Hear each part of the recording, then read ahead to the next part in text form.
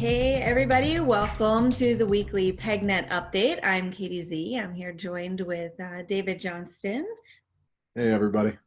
Back in Austin from Davos, Switzerland.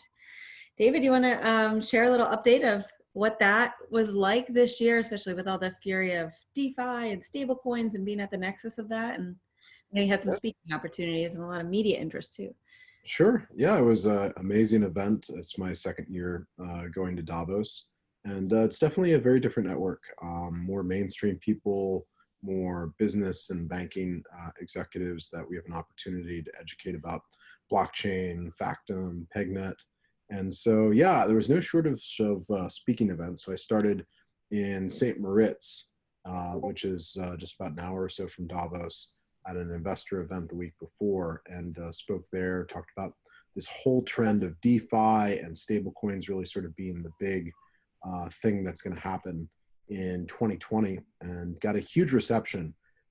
It's amazing sort of how tuned in this year the bankers are, post Libra, post, all of the central banks talking about their own stable coins. So I think Japan, China, Singapore, he actually met the guy from the Swiss central bank, and they're experimenting with the idea of a Swiss franc stablecoin. So, or at least issuing them and then pushing them out to banks and users. So, it's amazing to see 10 years into our little financial revolution that the major financial institutions of the world are showing up. So, yeah, but I kind of emphasized again and again, this is great, but let's do it in a way that puts the power in the hands of the users, right? Let's do it in a decentralized way where the users are holding their own keys and we're not creating sort of the same old system that we're trying to reinvent, right? So, did St. Moritz, then spoke at Crypto Mountain in Davos, which is a cool event. Then I spoke at Silicon Valley Blockchain Society event, and then I spoke at FinTech Forum. It was fun, or was invited there and got to speak with a lot of the attendees. That was great. And then finally, there was the Crypto Valley Summit, and got to talk there. So yeah, I was running around Davos. It was almost like an event every day, and it was really well organized. So big credit to the Crypto Valley VC guys, to the Silicon Valley Blockchain Society guys, to the Crypto Mountain guys, all the people that organized all those events. I got a huge amount of value out of it, and hopefully represented our community well and spread the word about what's going on. But it was a whirlwind, but it's good to be home for a few days before I head to ETH Denver in the coming weeks. So with Davos, when you're having these conversations, especially with the ones that are perhaps in finance, but not necessarily in crypto yet, but of course it's high on the radar. Were there any conversations where you saw that like kind of light bulb moment for them, and like what was that? Yeah, especially when talking about PegNet, it was cool speaking at the FinTech Forum event. I was on a panel with Michael Casey, who's the head of CoinDesk and an old friend. He's been in the ecosystem since like 2013, 2014. Yeah. And I was describing how PegNet, there was no counterparty and there was no foundation and there was no central reserve that was at risk, right?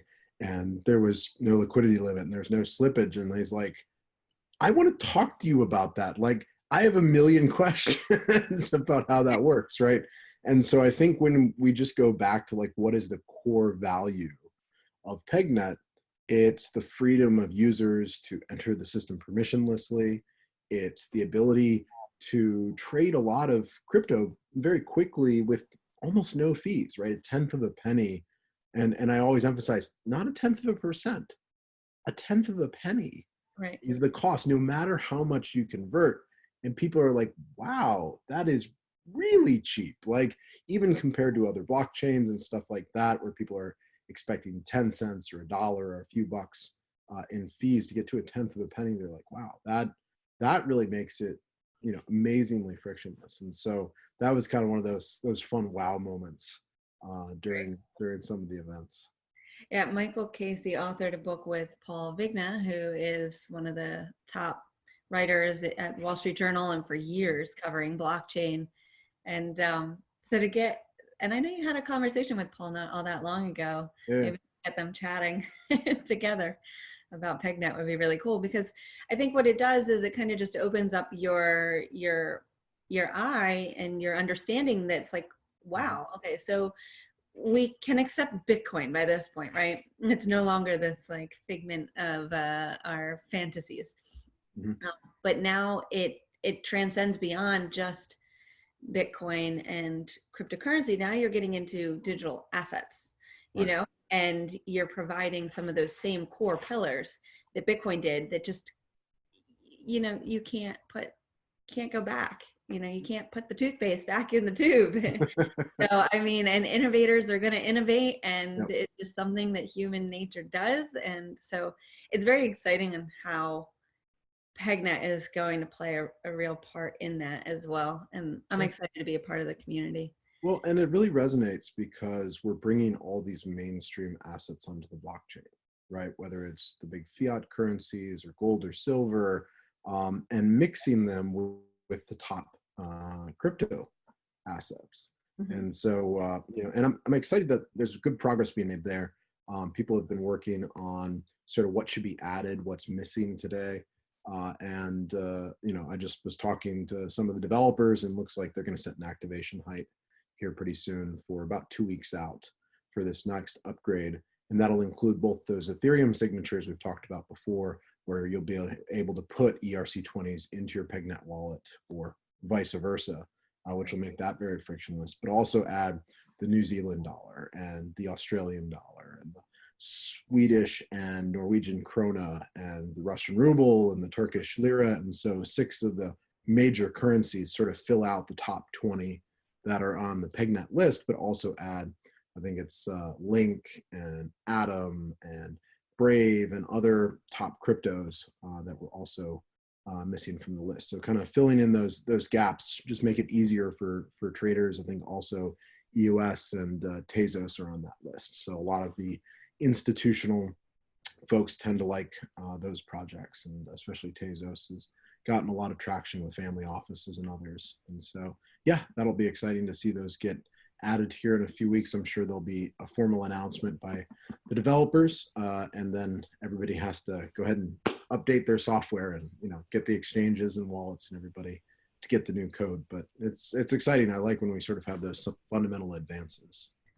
Absolutely. And actually going to more of the traditional sophisticated investor groups, family offices and hedge funds, et cetera. Did you have any conversations with anybody, especially your time in Davos and in Switzerland or St. Moritz, perhaps? And what is how are they looking at this as maybe as an opportunity? Well, I think, it's an opportunity for anybody that wants to hold a particular token and get its exposure. So let's say you're a Bitcoin bull and you think BTC is going to the moon, right? In 2020, the halving's coming, all these fundamental reasons that, supply is declining, but demand is increasing. Great, buy some PEG and you can convert it into pegged Bitcoin. And really manage it much more actively. And whenever there's a dip, be able to convert into stable coins. Whenever you're bullish again, convert back into pegged Bitcoin and sort of maximize your exposure to the asset that you're most excited about. If you think it's ridiculous that Ethereum's under 200 and all this DeFi stuff is going to drive Ethereum demand, then buy Peg and convert it into pegged Ethereum, right? So the more that we have people that are excited about these different assets and sort of see the value they can get out of that, I think that's what's really going to drive organic demand. So I think really as we go into this sort of next year and sort of all the energy that's building, I expect we're gonna see more people using it for that purpose. Initially a lot of people, were sort of just understanding how PegNet would work and understanding the mining and the conversions and the arbitrage. But now we're getting to a point where I think the tools are easy enough to use that we can really start accessing those users who want it for the pegged assets. And ultimately, that's the goal, is that people are using it for the intended purpose of the stable coins and the cryptos and gold and silver and all these assets in the system. So that's sort of the metric that I'm watching going forward, is how fast do those pegged asset totals grow, right? And we see people are using the system and going back and forth between the different assets. PegNet market cap recently added a little conversions total. Yeah. And so now you can see, I think we've crossed more than $50 million in conversions inside the PegNet. So that's really cool. And, you know, I think as there's more pegged assets in the system, we'll see that total rise as well. Right, I agree with that as well. Another one of those tools making it easier, and part of the journey of development that all projects undergo is, you know, we also have a Midas mobile wallet. Now has it was for Android originally, was the first one that came out, and very soon after now it's with all iOS devices, making it really simple as well to just on the go, you know. Sure. Yeah, and I think they support both Peg and factoids. So, and talking to the team there, they seem interested in adding the pegged assets as well. So it'd be great to see pegged dollars and pegged gold get onto the Midas wallet soon. So yeah, definitely exciting. Right. I mean, well, that's how it works. You know, you take little incremental steps forward, start doing some testing, feedback. You know, you rarely go headfirst into something. It's, you know, that you got to walk before you run kind of thing. And right. This is a good step towards that for sure.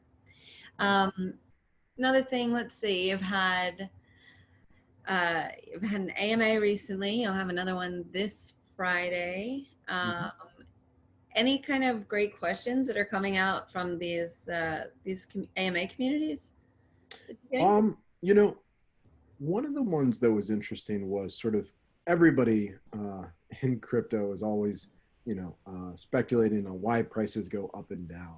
And so, you know, it's really impossible to say in the short term. You know, somebody got out of bed and was excited about PegNet and it went up, and somebody got out of bed and said, oh, you know, I need to pay my taxes, therefore I have to sell a bunch of crypto, and it went down, right? So it's impossible to say, and I try not to do a lot of speculation, but there are sort of fundamental things that we can do. One thing we have to be really good about as a community, and I know Stephen posted an announcement about this, is we got to encourage people to set good passwords, to be aware of their security, and pick a wallet that's appropriate for sort of their level of sophistication. You know, I've seen reports in the community that some of the early users maybe weren't as savvy on command line, didn't set any passwords for their wallets, you know, and sort of left them open and vulnerable. And, you know, attackers had been and taking those peg and selling them on the market, right? Which is obviously not good for the health of the community if, you know, people, you know, are basically having their value taken. So really encourage people to, you know, set a password. That's just, you know, sort of security 101. And also beyond that, you know, if you're not into command line or programming, there are great new wallets like the Chrome extension, and I'm sure you can include the link, that makes it easy to create secure addresses inside your browser. And then you can also use the web wallet then to send those transactions. And the way that works is you're basically isolating your keys and your address control inside the extension, and just using that to sign transactions in the web wallet. So this is a much more secure way than, you know, if you're not used to managing servers and ports and, you know, all these sort of access controls that go into a more advanced version of the wallet. Really encourage people to check out those GUI wallets as a way of sort of simplifying their security. Well, that would be me. Simple is good. So, yeah, I definitely want to underscore security. I mean, whether it's digital money, it's real. You know, just because we can't see it and can't hold it doesn't mean that it doesn't have value. And so when you enter this, it's kind of like going to the casino. A lot of people just, oh, they have the money in the thing, and they don't realize how how they're behaving with it, or what that relationship or how it's changed when they see it in like a digital format. But just underscoring if you're in this, you want to make sure that you're taking that extra step to be really cautious. Sure. Yeah, it's sort of like now you have these amazing powers of financial freedom, but they also come with responsibilities. And so, exactly. you gotta take it seriously and be sure to secure your wallet. So check out the Discord post about that. There's a bunch of details in there about how you can make sure that you are using the right wallet and set a password and all those kind of good things. But all exciting stuff. And no, it's been another couple of wild weeks in the PegNet world. So you're going to ETH Denver next week, right? It's coming up soon. I think it's like the 12th to the 14th. There are like a ton of community events like around ETH Denver. So there's like a build-a-thon, their version of the hackathon. It basically kind of goes all week, and then it's centered around, I think, the 12th to the 14th at the main area. So I'll be there for not the whole thing, but a good chunk of it, and it should be a lot of fun. So I've got friends up in Colorado, so good to see everybody there. So there you have it. If you're in Denver at the time and you want to get together and discuss PegNet's propositions, reach out. I think that's all that we really have for this week's update. I like to keep these light and short, and we'll be back next week. And we'll see everybody in the Discord and online. Sounds good. Talk to you later, Kaitie. Thanks, guys. Bye-bye. Bye.